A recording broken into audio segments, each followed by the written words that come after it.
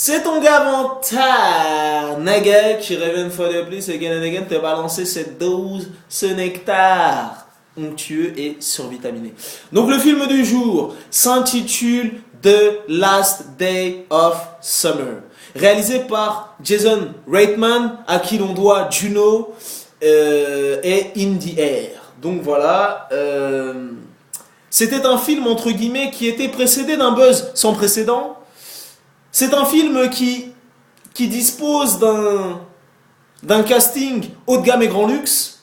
Tu retrouves dans ce film l'acteur caméléon, boulimique de travail, Josh Brolin. Le mec enchaîne les films à un rythme.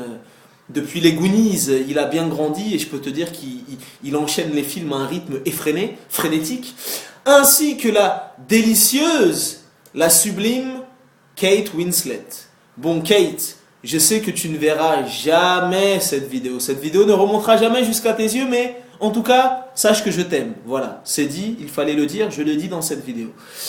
Donc, je vais te faire le pitch de ce film. Le pitch est très simple, le pitch est très basique, le pitch est très succinct. Mais ça n'enlève en aucun cas un film de bonne facture. Donc, Josh Brolin va s'évader d'un pénitencier. Le mec est en cavale. Il va faire une escale dans une petite bourgade. Il va se réfugier dans dans un espèce de petit commerce, une petite supérette dans une petite bourgade paumée au milieu des États-Unis. Et il va prendre en otage une mère qui élève son fils seul. Donc il va les braquer, il va les prendre en otage parce qu'il est en cavale. À cet instant précis du film, Josh Brolin est blessé et il va prendre en otage cette femme ainsi que son fils, les emmener chez eux et à partir de cet instant, il va les retenir prisonniers en otage car il est en cavale. Il a les fédéraux, les keufs, les chiens chercheurs au cul. Il va prendre cette famille en otage qui est composée de Kate Winslet et de son fils. Et à partir de cet instant, va se nouer une histoire d'amitié qui va se transformer en histoire d'amour. Ce qu'on appelle dans le jargon le syndrome de Stockholm. Quand les victimes, les otages ont de l'empathie pour leurs bourreaux, pour les gens qui les persécutent. Et voilà. Et de cette prise d'otage va naître, entre guillemets, une histoire d'amour improbable entre Josh Brolin et Kate Winslet. Mais pendant que Josh Brolin et Kate Winslet tombent amoureux, il faut pas oublier que Josh Brolin, il a toujours le FBI, les keufs au cul, les chiens chercheurs et compagnie. Donc, à partir de cet instant précis, quand l'histoire d'amour va naître entre ces deux protagonistes, l'étau va se resserrer petit à petit. L'étau va se resserrer et je peux te dire que le film te tient en haleine jusqu'à la dernière seconde, jusqu'au dénouement final. Y aura-t-il un happy end? Y aura-t-il pas d'happy end? C'est ce que tu découvriras si tu iras voir ce film. Hey, hey. Donc voilà, le pitch est posé. À l'arrivée, ça donne un bon film, vraiment un bon film. Une histoire d'amour, voilà, pour les romantiques comme Vantard, pour les gens qui sont fleurs bleues, qui veulent flâner aux quatre vents. Et voilà, ça donne un film vraiment de bonne facture.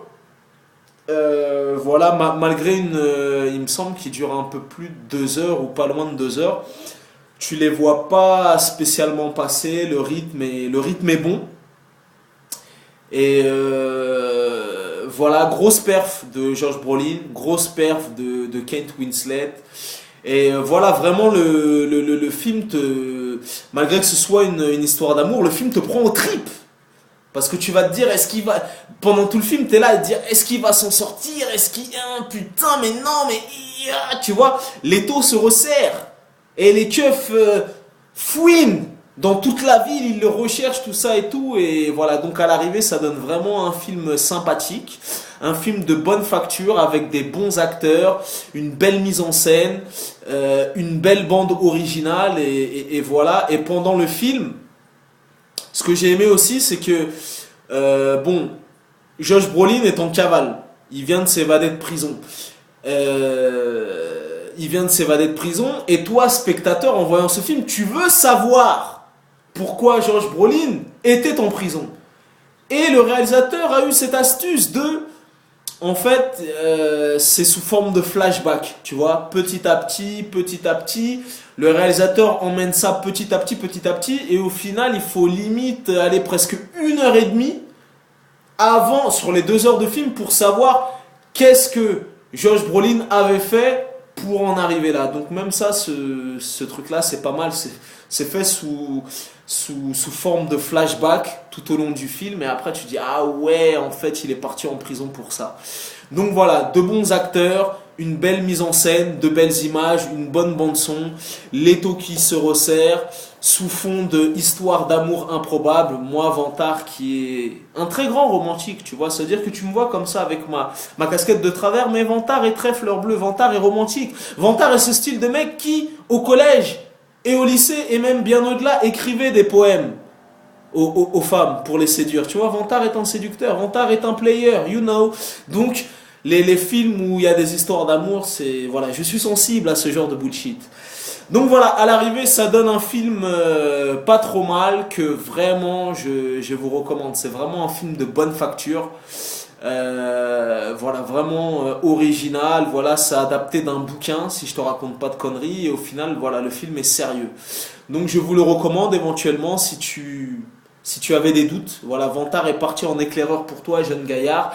Et Vantard a authentifié, certifié et validé ce film. Tu verras, il te tiendra en haleine jusqu'à la dernière seconde. Nègre. Donc voilà, tu connais ce dicton légendaire. Les goûts et les couleurs, ça ne se discute pas. Si tu as l'avis du grand Vantard, du légendaire Vantard, tu peux être sûr que c'est le bon. It's always the motherfucking good choice. Donc voilà, et incessamment sous peu, pour vous les loulous, une fois de plus, une putain d'exclus légendaire. Il me semble que c'est samedi, je vais à l'avant-première parisienne de Godzilla. Donc en exclusivité mondiale avant le 14 mai. Tu auras la chronique du légendaire Vantard. Et oui, que des exclus, que des exclus. Babysitting, j'étais parti le voir presque 1 mois à l'avance. State of Grace, presque 1 mois à l'avance. Je t'avais livré la chronique à l'avance. Même le film Amour sur place est emporté. Je vais à l'avant-première et je vais encore te livrer la chronique à l'avance. Qui est le numéro 1 sur le cinéma en France? Je t'entends pas. C'est qui? Et oui, c'est Bibi, c'est Vantard. N'est pas numéro 1 sur n'est pas numéro 1 sur le cinéma qui veut, n'est pas un cinéphile raffiné qui veut.